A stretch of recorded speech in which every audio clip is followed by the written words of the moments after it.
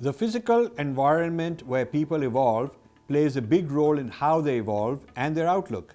Similarly, the place where a religion originates plays a big role in the norms and adaptability of the religion. Religions are of two kinds, forest and desert. I want to show you how different these religions are and why. From the forest region, we get dharma traditions like Hinduism, Jainism, Buddhism, and Sikhism. These traditions, much like the forest, are nurturing, welcoming, peaceful, and full of diverse life. They are all based on peace with oneself and one's surroundings. Just as every creature in a forest is part of a bigger environment, and that environment is part of the whole forest. In the same way, forest people intimately understand that they too are part of a bigger reality.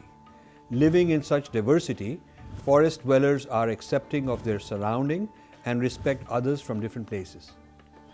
They understand how all creatures are dependent on each other in very complex ways. Yet they live together in harmony.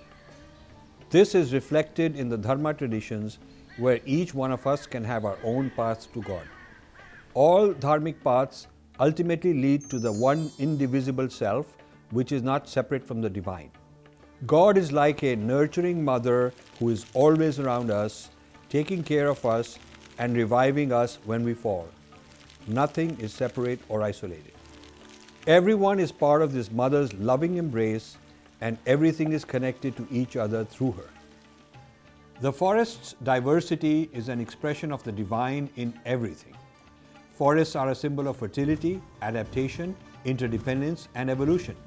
Things are constantly changing, but a balance is always maintained. Similarly, the forest traditions also believe in maintaining the balance between order and chaos through constant evolution and reconfiguration. Forest religions are fluid and change dynamically to keep up with new knowledge. These people are more adaptable and welcoming, becoming gracious hosts to outsiders who visit and immigrate. Much like the forest, they embrace new beings into their world and make them feel at home. Now let's compare this to the desert religions. Did you know that all Abrahamic faiths like Judaism, Christianity, and Islam come from the desert?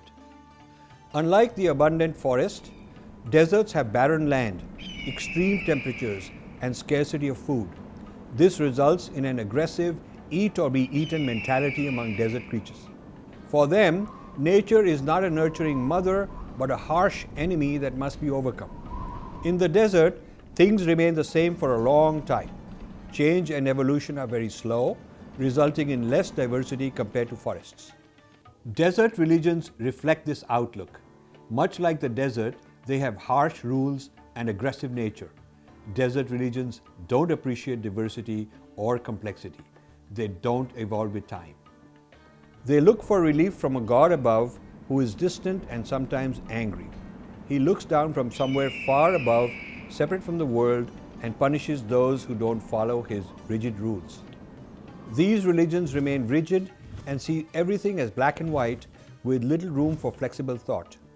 They believe in absolutes, one God, one book, one way of life. This makes them aggressive towards anyone who follows a different way of life.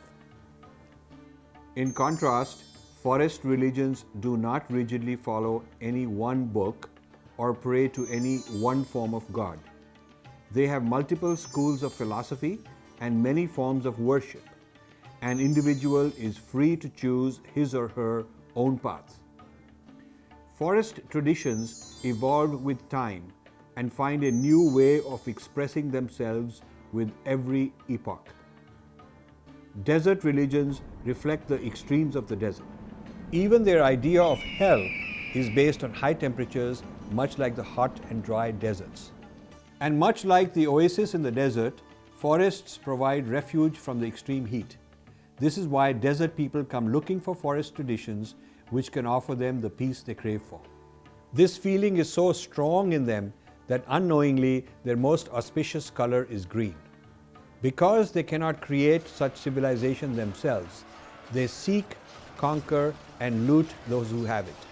They impose their rules on other traditions, demanding that they follow. Their rigid rules keep them from evolving with the world. They are threatened by opportunities to evolve and become even more rigid and aggressive, trying to hold on to what they believe. History has shown that time and again, their aggression has resulted in loss of life, happiness, and diversity of thought. In contrast, forest-dwelling civilizations did not turn into world conquerors looking for greener pastures. They always found contentment at home. Understanding how a religion evolved is key to understanding its followers' intentions and values.